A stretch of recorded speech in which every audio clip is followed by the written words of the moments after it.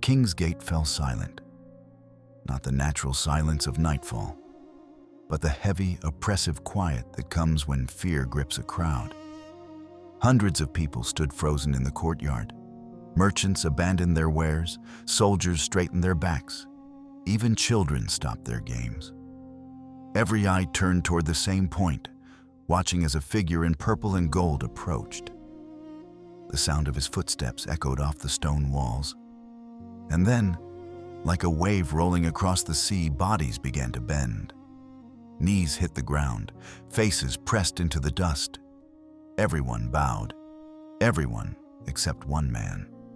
He stood alone, his simple robe a stark contrast to the silk and jewels around him. His beard was gray, weathered by years of service at this very gate. His eyes, sharp and unwavering, remained fixed straight ahead. Not in defiance, not in pride, but in something deeper, something that would cost him everything. This is the story of Mordecai. What most people do not realize is that this moment, this refusal to bow, was not the beginning. Years before, Mordecai had already saved the king's life, yet received no recognition. He had raised an orphan girl in secret, never imagining she would become queen. He had learned to see patterns in the shadows, to hear whispers that others missed. What gave Mordecai the strength to stand when everyone else fell?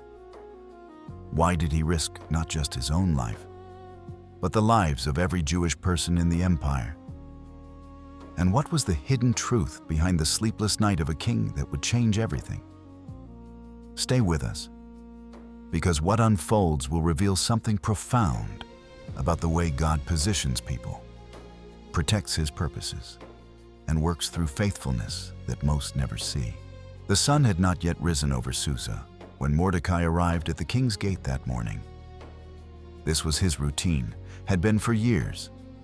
He would come early, before the crowds, and sit near the eastern wall.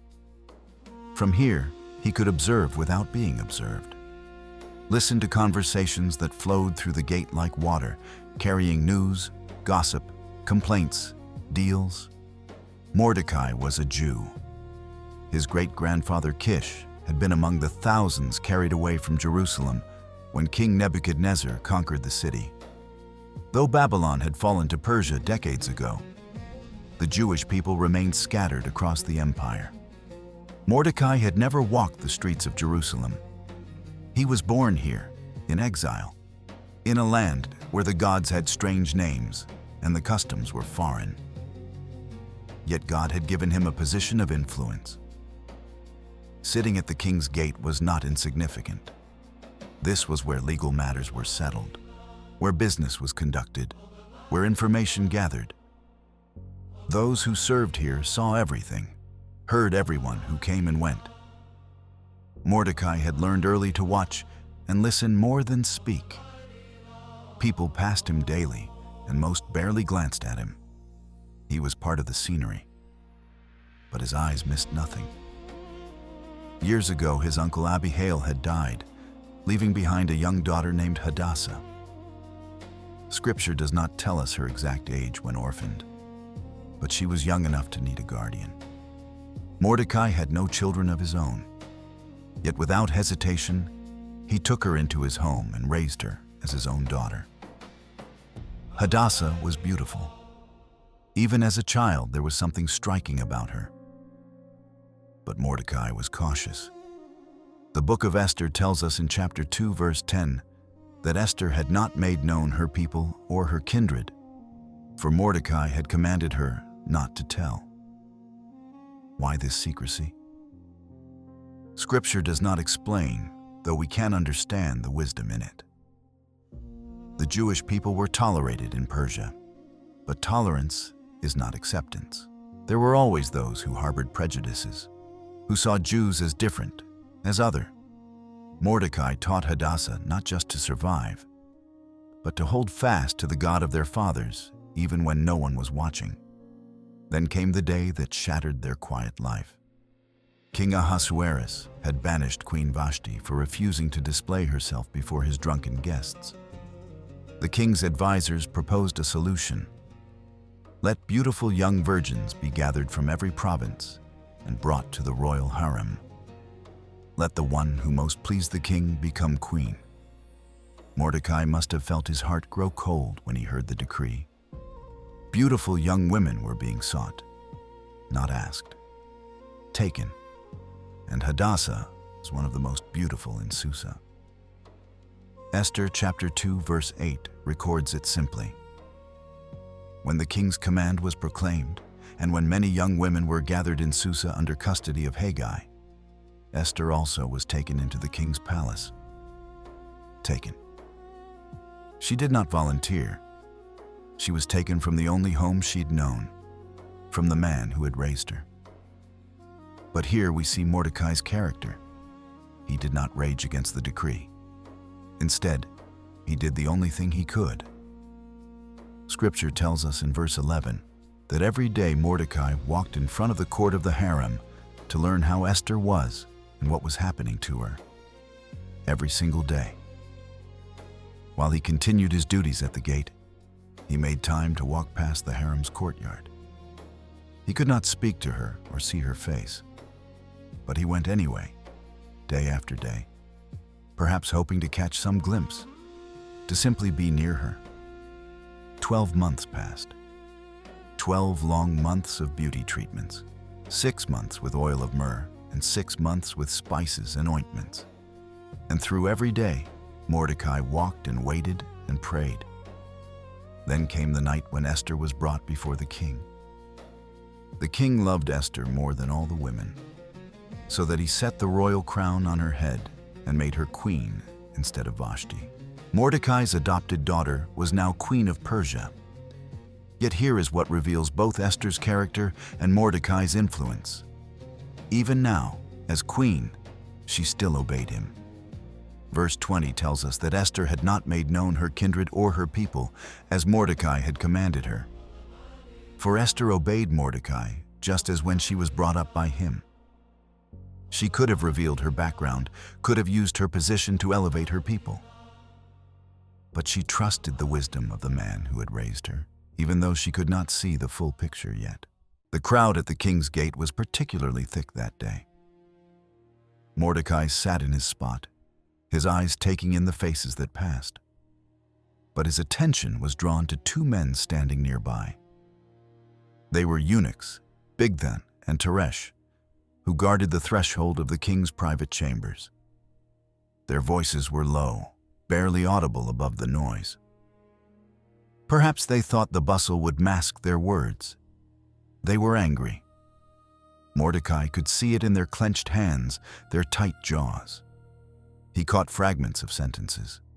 The king's disrespect, the lack of recognition, the humiliation. And then he heard the words that made his blood run cold. They were plotting to lay hands on King Ahasuerus.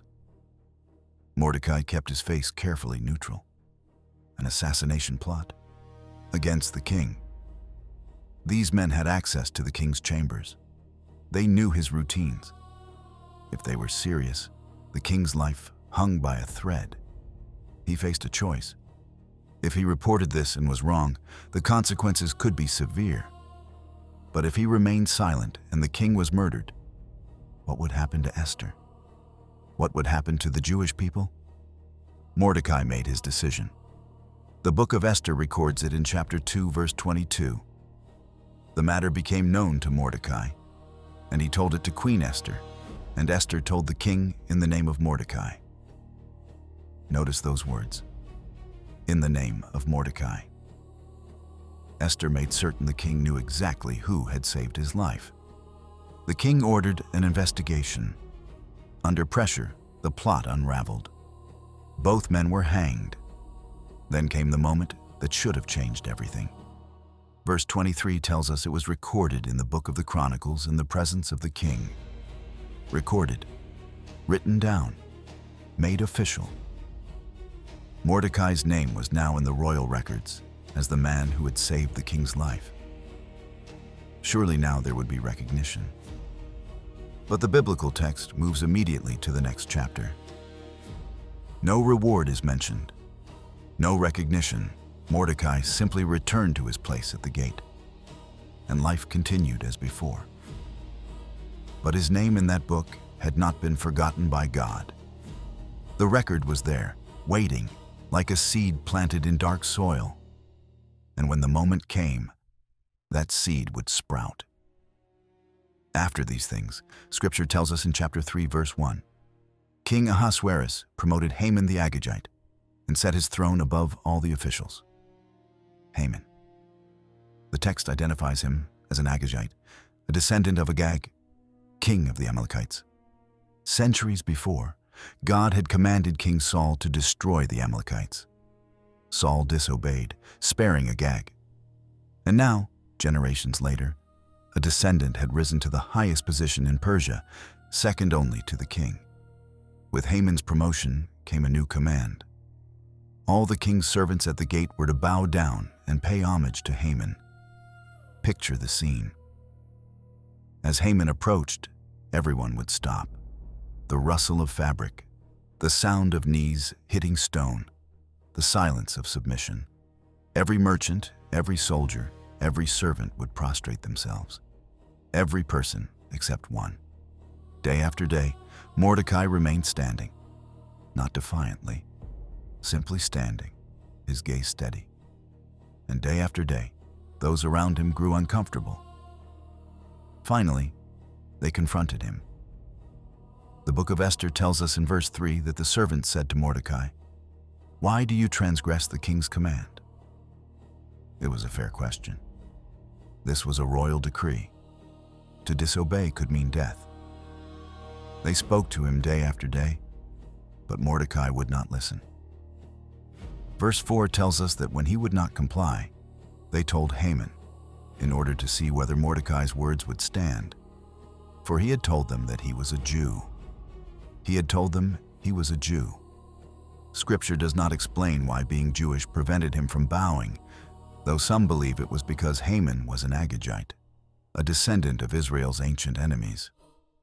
What we can say with certainty is this: Mordecai understood that some compromises are not worth making. There are moments when a person must stand, even if they stand alone. When Haman learned that Mordecai refused to bow, Scripture captures his response with terrible clarity. Haman was filled with fury. But verse 6 adds something that reveals his evil.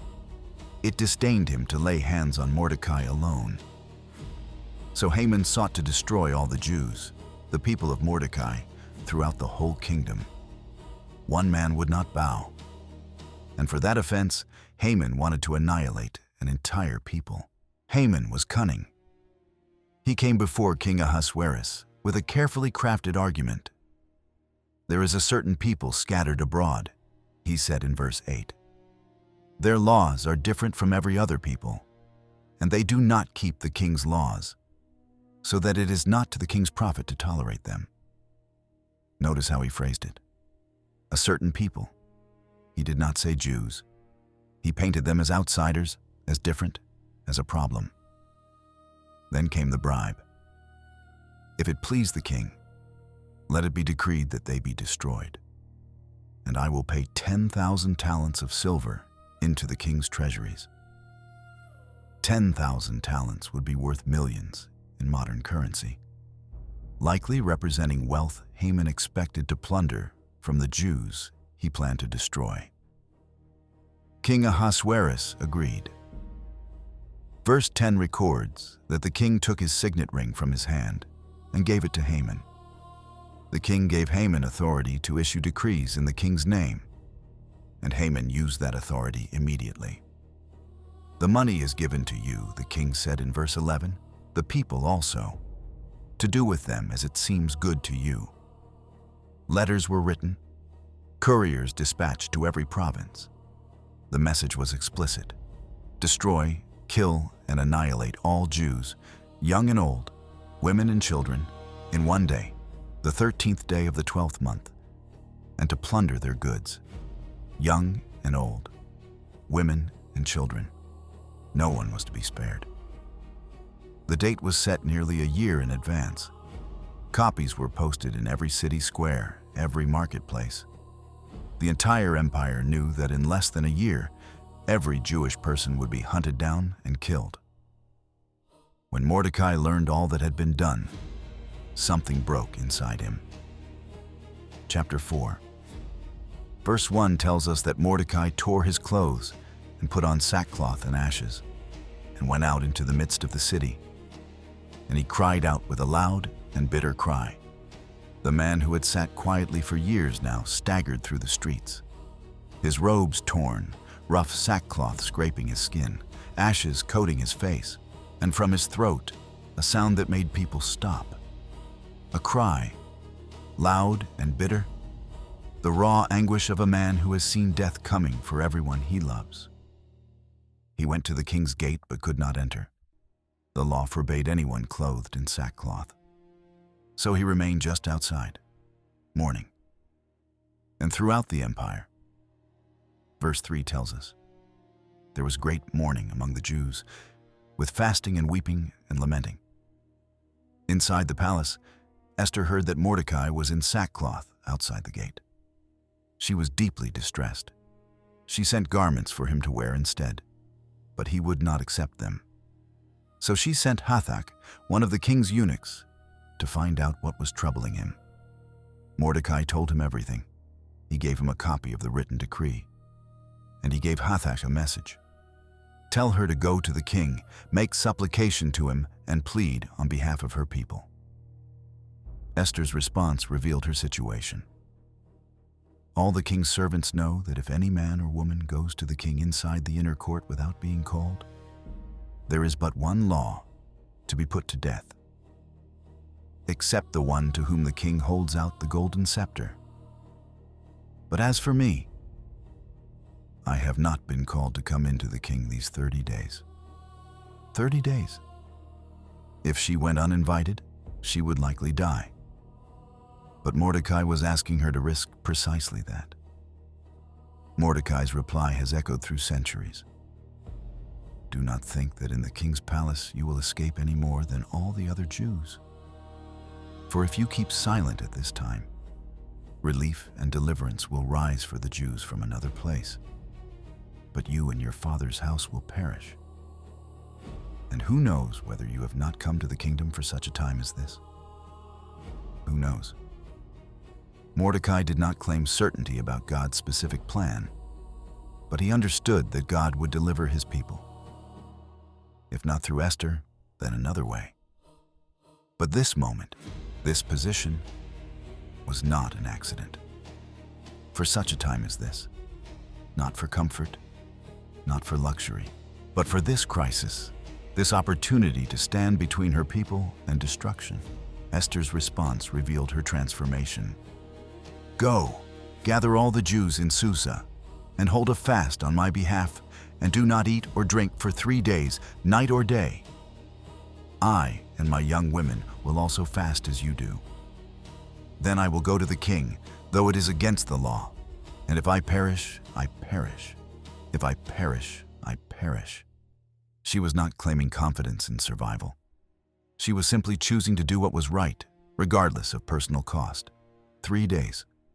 No food, no water. Throughout Susa, Jewish families gathered, crying out to God. On the 3rd day, Esther put on her royal robes and stood in the inner court of the king's palace. The king saw her. This was the moment. If he was angry, if he was busy, if he simply did not feel merciful, she would die. But something remarkable happened. When the king saw Queen Esther standing in the court, she won favor in his sight, and he held out to Esther the golden scepter. She had been spared. The king asked what she wanted, offering up to half his kingdom. But Esther was wise. She did not reveal her request. Instead, she invited the king and Haman to a banquet. At the first banquet, the king asked again. And again, she delayed, inviting them to a second banquet the next day. Haman left that banquet feeling like the most important man in the empire. The queen had invited only him and the king. But then he reached the gate, and he saw Mordecai, Chapter 5, verse 9 tells us that when Haman saw Mordecai, that he neither rose nor trembled before him, he was filled with wrath. One man, and it poisoned everything. Haman went home and called his wife Zeresh and friends. He recounted his greatness, his riches, his many sons, his promotions. He told them about the exclusive invitation. "Yet all this is worth nothing to me," he said in verse 13, "so long as I see Mordecai the Jew sitting at the king's gate." His wife and friends suggested a solution. "Let a gallows 50 cubits high be made, and in the morning tell the king to have Mordecai hanged on it." 50 cubits would stand about 75 feet tall, visible from across the city. Haman loved the idea. The gallows was constructed that night. But that same night, something happened that would unravel all his plans. That night, the Lord took sleep from the king. Unable to sleep, the king ordered the book of memorable deeds brought and read aloud.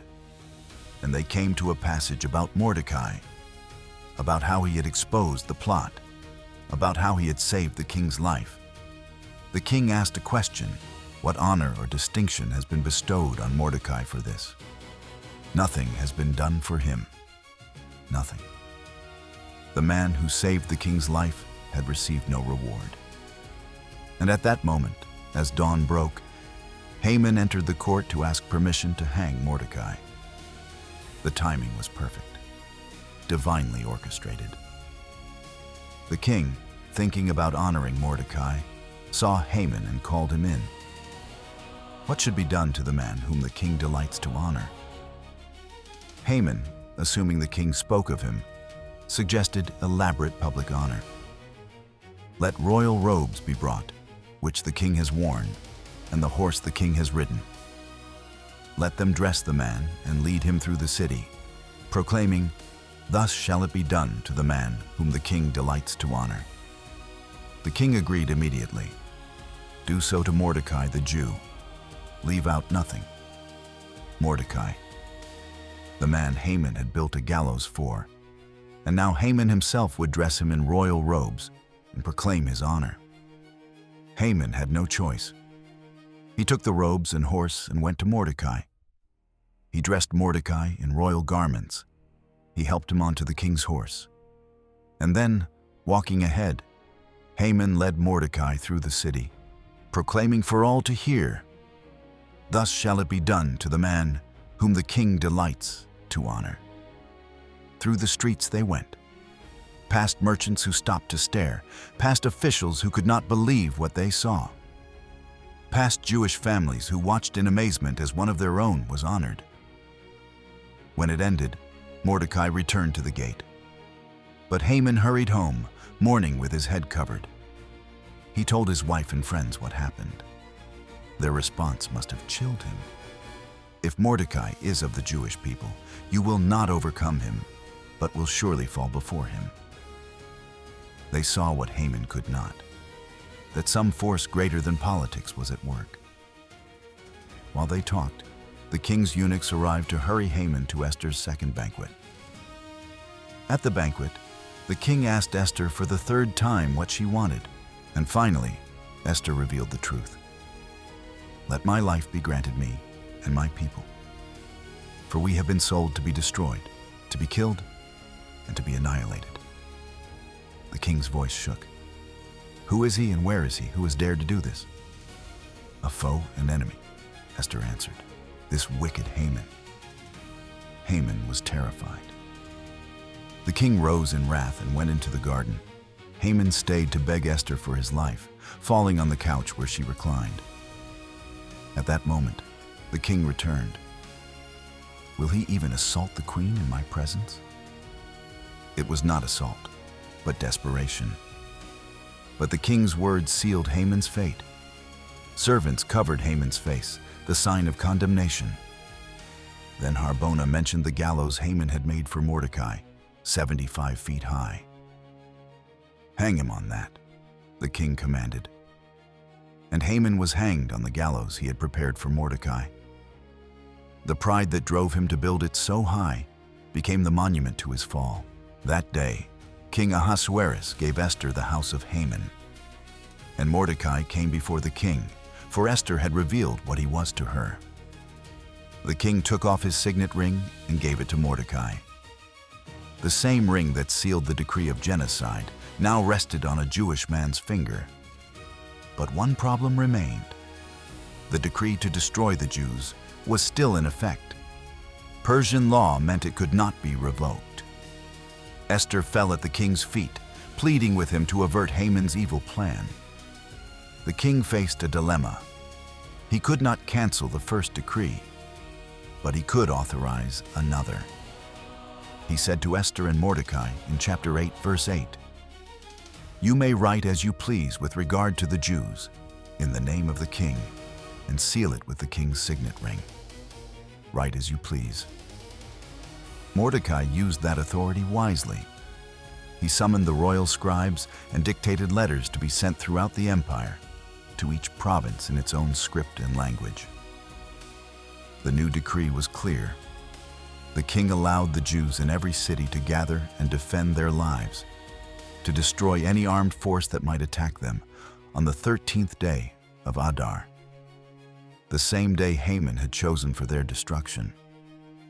But now, instead of being hunted, the Jewish people had royal permission to defend themselves. Mounted couriers rode out on swift horses. The decree spread across the empire. Then Mordecai went out from the king's presence in royal robes of blue and white, with a great golden crown and a robe of fine linen and purple. And the city of Susa shouted and rejoiced. Mordecai, who had sat at the gate in modest robes, now wore royal blue and white. Mordecai, who had covered himself in sackcloth, now wore a golden crown. Mordecai, minutes from hanging on Haman's gallows, now elevated to the highest position next to the king. The Jews had light and gladness and joy and honor.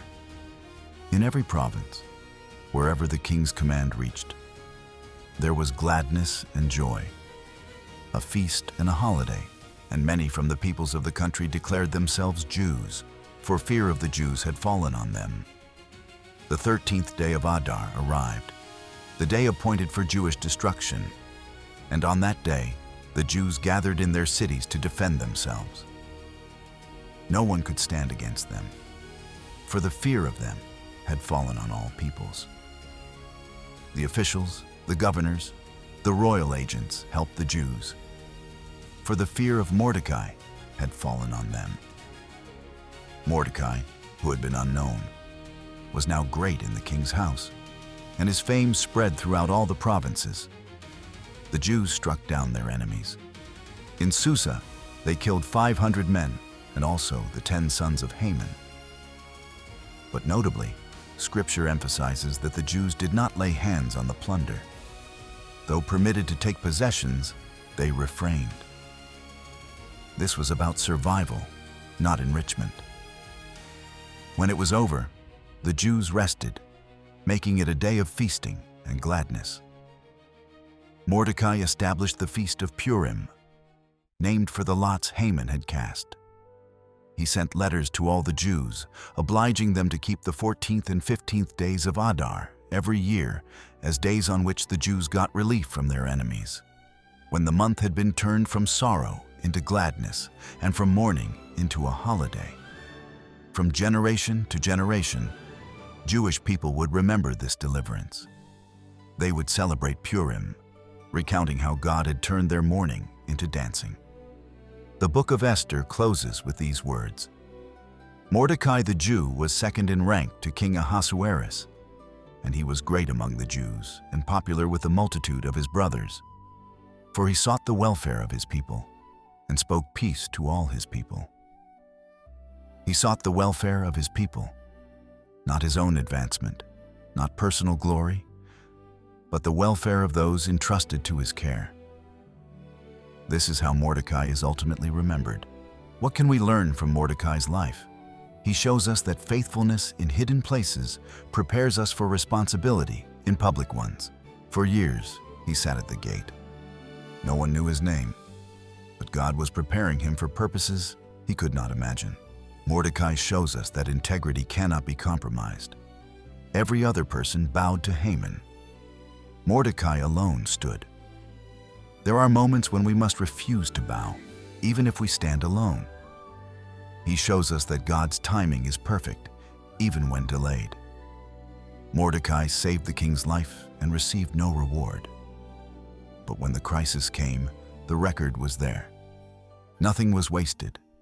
He shows us that our position is not an accident. He was at the gate for such a time as this. Esther was queen for such a time as this. And you are where you are for such a time as this. God has positioned you strategically. God's presence permeates every page. In the sleepless night of a king, in the timing of Haman's arrival, in the courage of a queen, in the refusal of a man to bow. God was orchestrating, weaving together human choices and divine purposes. The story of Mordecai is ultimately about a faithful God who keeps his promises, who protects his people, who works through ordinary men and women to accomplish his extraordinary purposes. God used Mordecai's faithfulness, but God was the one who brought deliverance. And he still works this way today. When you choose integrity over compromise, when you serve faithfully in obscurity, when you trust his timing through delays, when you use your influence to seek others' welfare, when you stand for truth even when it costs everything, you become part of the same story that Mordecai lived. A story in which God is at work, where nothing is wasted, where faithfulness bears fruit, and where even a small step of obedience can have eternal consequences. Will we be faithful where God has placed us? Will we stand when others bow? Will we trust his plan when we cannot see the outcome? Mordecai did, and through his faithfulness, God brought deliverance to an entire nation. If this story has touched your heart, I encourage you to like this video and subscribe to our channel so you can continue exploring these timeless biblical accounts. Leave a comment below and tell us which part of Mordecai's story resonated with you most. Was it his refusal to compromise? His patience through delayed recognition? His care for Esther? Share your thoughts with our community. And remember, just as God positioned Mordecai for such a time as this, he has positioned you exactly where you are for his purposes. May you have the courage to stand, the faith to wait, and the wisdom to recognize the moment when God calls you to act.